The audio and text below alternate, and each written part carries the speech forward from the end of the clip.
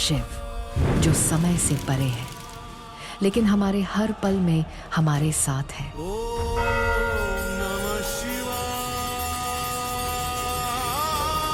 जो अनादि है, अनंत है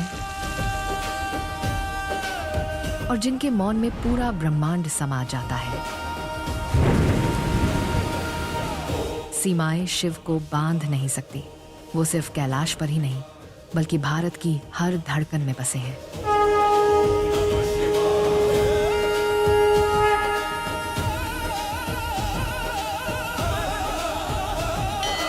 बचपन से सुनती आई हूं कि शिव हर जगह है, बस उन्हें सच्चे मन से पुकारने की जरूरत है। तब ये बात एक आस्था थी, लेकिन अब ये मेरी तलाश बन गई है। शिव को ढूंढने का यही सफर आज मुझे ले आया है एक ऐसी ही जगह जहां हर कण कण में शिव बसते हैं।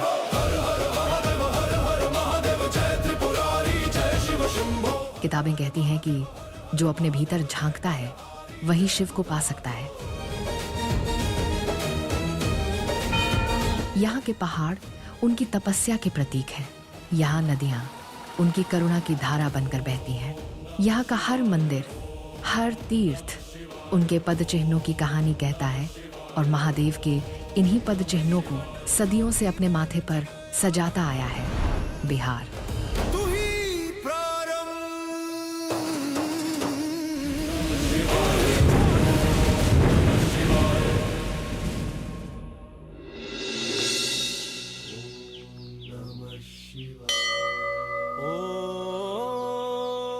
प्रणाम। कहन जी आहा सब रवा लोग कैसन बानी। मैं हूँ सान्विका और आज मैं आपको ले जा रही हूँ बिहार के एक ऐसे सफर पर जहाँ आस्था के अनेक रंग भी हैं और हर मोड़ पे नया रोमांच भी। यहाँ हर कदम पे कोई चमत्कार छुपा है और हर चमत्कार के केंद्र में है शिव। कहीं मोक्षदाता बनकर तो कहीं तपस्या का स्वरूप बनकर, कहीं बहती गंगा की धारा बनकर तो कहीं लाल पत्थरों में कैद रहस्य बनकर। तो आइए चलते हैं इस सफर पर। बिहार की इस धरती पर शिव कभी भगवान विष्णु के साथ एक ही गर्भगृह में विराजमान हो जाते हैं। गंगा की गोद में प्रकट हो या मिथिला की धरती पर, यहाँ शिव हर रूप में विराजमान है और इन्हीं रूपों का एक सूत्र में पिरो रहा है बिहार का शिव सर्किट।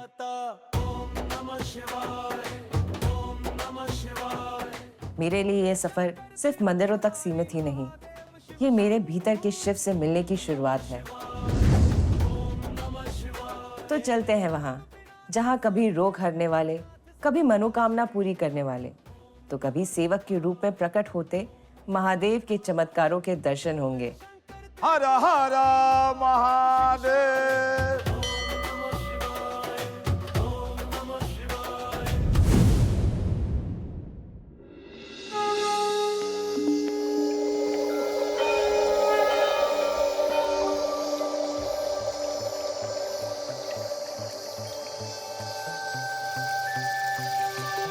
जीवन का असली सौंदर्य उसके संतुलन में ही है।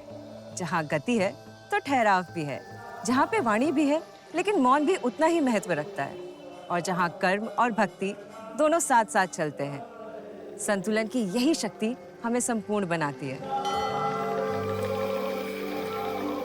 और यही संतुलन अपना साकार रूप लेता है गंगा और गंडक के संगम पर स्थित हरिहर नाथ धाम में, जहाँ पालन के प्रतीक हरि यानी भगवान विष्णु और संहार और नवजीवन के प्रतीक हर यानी भगवान शिव एक ही गर्भगृह में पूजे जाते हैं। यहाँ हरि और हर एक ही शिला में विराजमान है। स्वयं ब्रह्मा द्वारा स्थापना किया हुआ मंदिर है। विष्णु और शिव के भक्त में पहले संघर्ष चलता था, उसी का संधि जो है ब्रह्मा जी यहाँ करवाए हैं, इसलिए हरिहर का मिलन हुआ है।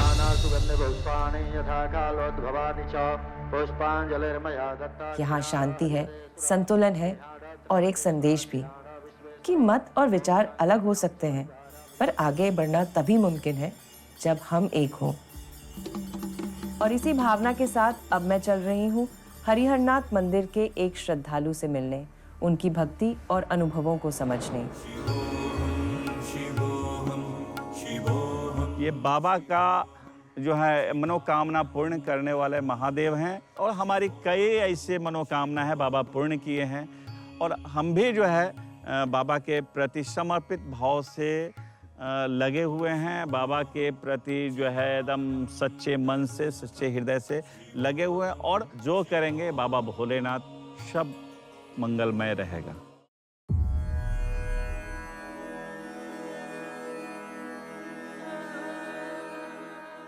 ये मंदिर सिर्फ आस्था का केंद्र नहीं बल्कि भारत की संस्कृति का प्रतीक भी है। कहते हैं इसकी स्थापना स्वयं ब्रह्मा जी ने शैव और वैष्णव संप्रदाय को एक करने के लिए की थी और यहीं से शुरू हुई उस एकता की परंपरा जहां मतभेद मिटे और संप्रदायों में संतुलन स्थापित हुआ।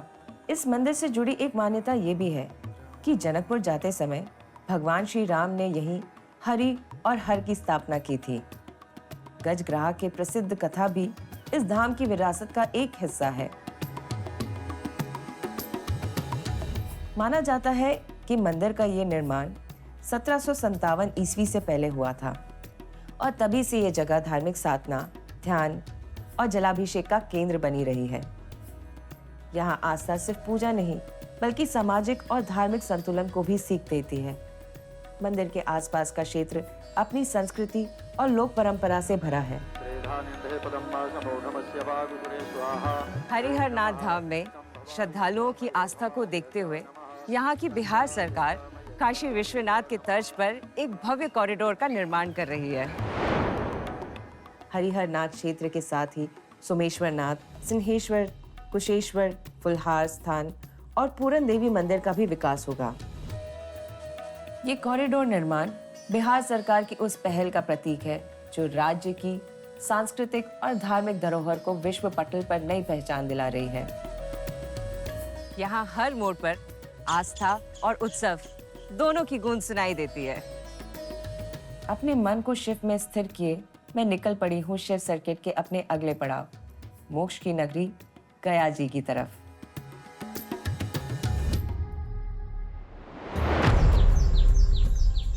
गया जी वो जगह है जहाँ अपने पितरों के तर्पण के लिए लाखों लोग हर साल आते हैं और विष्णुपद मंदिर के दर्शन करते हैं। हर हर हर महादेव। गया जी सिर्फ अपने पितरों के तर्पण तक सीमित नहीं है। इसी मोक्ष की धरती पर स्थित है प्राचीन कोटेश्वर नाथ धाम। ये एक ऐसा शिव धाम है जो अपनी प्राचीनता और रहस्य के लिए जाना जाता है और साथ ही प्रेम और श्रृंगार की भी धरोहर है।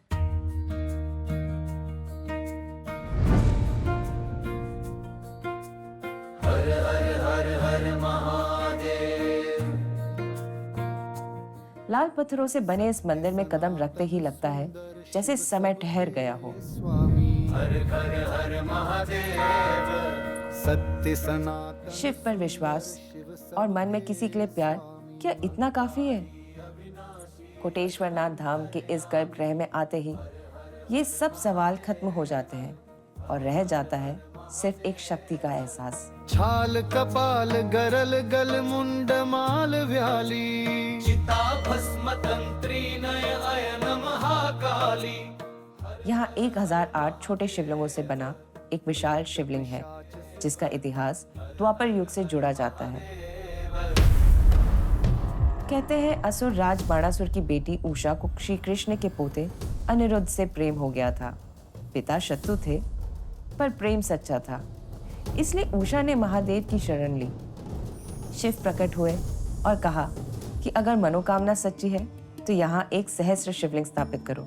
उषा ने 1000 छोटे शिवलिंगों से एक विशाल शिवलिंग बनाया। महादेव के आशीर्वाद से उषा और अनिरुद्ध का विवाह हुआ और ये स्थान कोटेश्वर नाथ कहलाया। पंडित जी, ये मंदिर कितना प्राचीन है? इसका इतिहास क्या है ये मंदिर का? द्वापर युग का है। द्वापर युग का। हाँ, और विश्वकर्मा का बना हुआ मंदिर, खाली एक लोहिया पत्थर पर है सर। पंडित जी, मैंने बहुत सारे शिवलिंग देखे हैं लेकिन ये वाला जो शिवलिंग है ये बहुत ही अलग है। इसमें ये शिवलिंग में बहुत छोटे छोटे शिवलिंग उन्हीं का महत्व है। उन्हीं का महत्व। हाँ, जो छोटी छोटी देखे वो लिंग है, हम लोग लिंग बोलते हैं। तो एक धारी गोला घूमने में 100 पीस है। हाँ। 10 धार है तो 10 है 100, तो इसको हम लोग बोलते हैं कि शस्त्रलिंगी है। मोरहर और दरगाह नदी के संगम पर स्थित ये मंदिर आज भी उसी प्रेम और आस्था की वही ऊर्जा समेटे हुए हैं। 5वीं शताब्दी में बने इस धाम के अंदर द्वापर युग की कुछ निशानियां आज भी मौजूद हैं।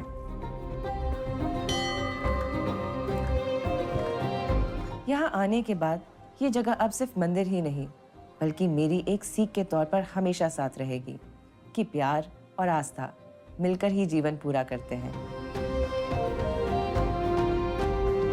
ऐसे ही कई प्रेम कहानियों और प्रार्थनाओं को समेटे यह मंदिर आज भी उषा, अनिरुद्ध और महादेव के आशीर्वाद का साक्षी है। जहां ईश्वर और प्रेम कहानियां अपने आप में आज भी जीवित है, वहीं महादेव के आशीर्वाद का प्रभाव हर जगह देखा जा सकता है। इन्हीं अनुभवों को अपने साथ लिए मैं बढ़ रही हूँ कोटेश्वर के नजदीक ही अपने अगले उस पड़ाव की तरफ, जहाँ एक ऊंची पहाड़ी पर विराजमान भगवान शिव सदियों से अपने भक्तों की इच्छा पूरी करते आए हैं।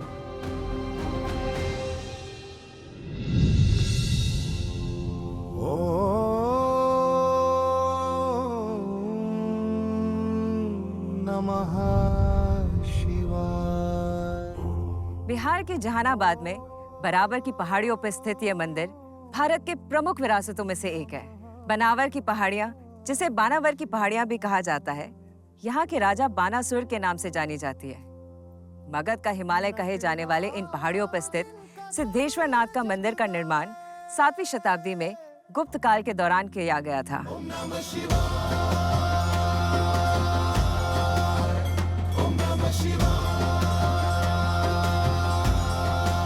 एक मान्यता ये है कि राजगीर के राजा जरासंध ने इस मंदिर का निर्माण करवाया था और कुछ लोगों का ये भी मानना है कि राजा बाणासुर ने इस मंदिर का निर्माण करवाया था।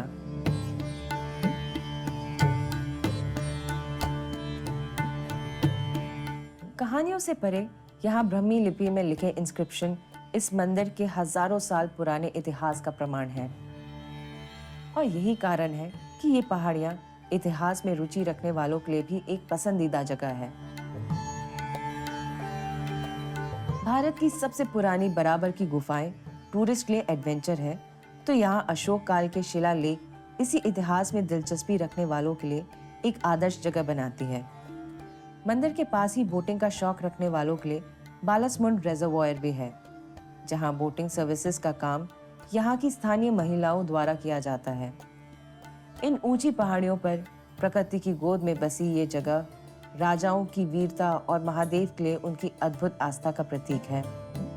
यहाँ विशेषता है कि एक वहाँ पर दीप ज्योत है जो 24 घंटा प्रज्वलित होते रहता है और उसमें घी के लिए तो कहना नहीं है कि मतलब इतना घी आता है, पब्लिक लेके आता है।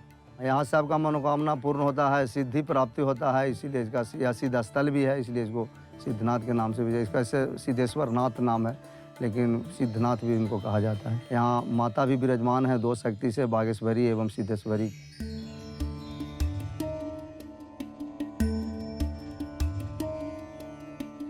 कहते हैं जैसे भक्त वैसे भगवान, और सिद्धेश्वर नाथ मंदिर में आने के बाद मैंने महसूस किया कि अगर हमारी भक्ति में निष्ठा है तो भगवान भी अपनी सारी करुणा उड़ेल देते हैं। यहाँ हर श्रद्धालु का अपना अलग अनुभव है और हर किसी के पास महादेव के चमत्कार की एक अलग कहानी है, और इन्हीं अनुभवों और चमत्कार की कहानियों की खोज अब मुझे ले जा रही है उन गुफाओं की तरफ जो सदियों से एक रहस्य बनी हुई है। कैमूर की इन्हीं हरी भरी पहाड़ियों और घने जंगलों के बीच स्थित है एक रहस्यमय दिव्य धाम गुप्तेश्वर। ये कोई साधारण मंदिर नहीं बल्कि धरती की गोद में बसी एक ऐसी गुफा है जहां सदियों से शिव की अनाहत उपस्थिति गूंज रही है। पौराणिक कथा के अनुसार एक समय भोलेनाथ से वरदान पाने के लिए भस्मासुर कठिन तपस्या कर रहा था। भस्मासुर की तपस्या से प्रसन्न होकर जब भगवान शंकर प्रकट हुए और उससे वरदान मांगने के लिए कहा, तो उसने वरदान मांगा कि जिस किसी के सिर पे वो अपना हाथ रखे वो भस्म हो जाए। भोलेनाथ ने उसे वो वरदान दे दिया। तब देवी पार्वती की सुंदरता पर मोहित होकर भस्मासुर ने भगवान शिव के सिर पर ही हाथ रखना चाहा, इसलिए भगवान शिव को भस्मासुर से बचने के लिए इस गुफा में छिपना पड़ा। तब ये देखकर भगवान विष्णु ने मोहिनी का रूप लेकर बड़ी ही चतुराई से भस्मासुर का हाथ उसी के सिर पर रखवाकर उसे भस्म कर दिया। युगों पुरानी इस घटना का प्रतीक ये गुप्त स्थान ही गुप्तेश्वर कहलाया। एक मान्यता है कि त्रेता युग में जब भगवान राम और लक्ष्मण सीता जी की खोज में इस वन क्षेत्र से गुजरे तो उन्होंने यहाँ तपस्या कर महादेव की आराधना की थी।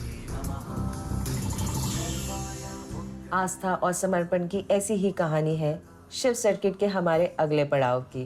भागलपुर मुख्यालय से 26 किलोमीटर दूर पश्चिमी सुल्तानगंज में स्थित है अजगैबीनाथ धाम।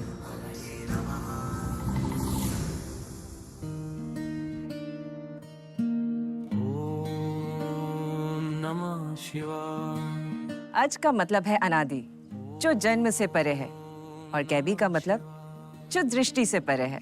यहाँ शिव का स्वरूप सिर्फ देवता का नहीं बल्कि अदृश्य और अनंत शक्ति का भी प्रतीक है। नटराज वो जो तांडव रचाए। और ये रूप तब और भी अद्भुत हो जाता है जब माँ गंगा की धारा यहाँ अपने सामान्य प्रवाह से उलट उत्तर की तरफ बहती हैं। सुल्तानगंज पहुँचते ही गंगा की उत्तर की तरफ बहना मुझे चमत्कार जैसा लगा।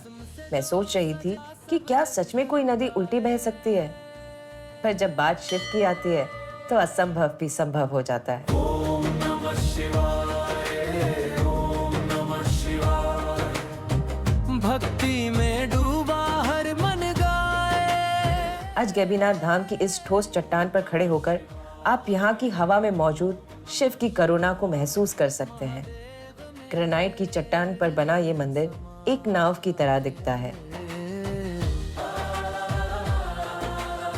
सन 1885 में रानी कलावती द्वारा दान के तौर पर दिया गया ध्वज आज भी मंदिर के शिखर पर गर्व से लहरा रहा है।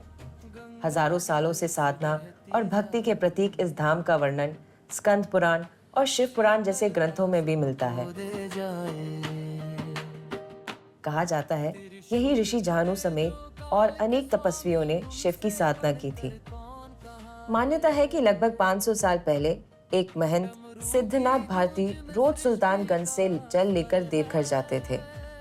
एक दिन भगवान शिव ने साधु का वेश धारण कर उनकी परीक्षा ली। महंत ने संकल्पित जल देने से इनकार किया तो महादेव प्रकट हुए और कहा, अब तुम्हें देवघर आने की जरूरत नहीं, मैं यहीं वास करूंगा।